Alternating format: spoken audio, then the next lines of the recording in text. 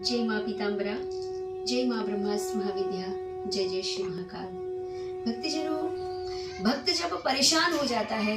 तब भगवान शिव की आराधना करता है तो भगवान शिव दया करके और उस भक्त के जीवन में वह दिव्य और परिपूर्ण कृपा बरसाने लगते हैं। और भगवान शिव अपनी ही हृदय प्रिया 10 महाविद्याओं में से 8वीं महाविद्या माँ बगलामुखी मैया की शरण उस भक्त को डाल देते हैं।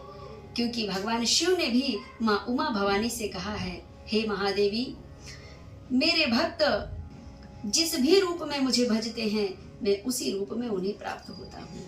लेकिन प्रारब्ध के अनुसार उनके जीवन में अनेक कष्टों को भोगना लिखा है, भयानक घोर कष्ट को भोगना लिखा है। ऐसी परिस्थिति में तुम ही उन भक्तों का सहारा बनोगी देवी।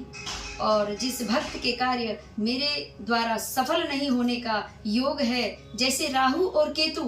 जिन भक्त के जीवन में लग जाते हैं उन्हें केवल और केवल महाकाल ही बचा सकते हैं, लेकिन कभी कभी यह राहु और केतु नाम के राक्षस हैं, वे भगवान शिव से कहते हैं, भगवान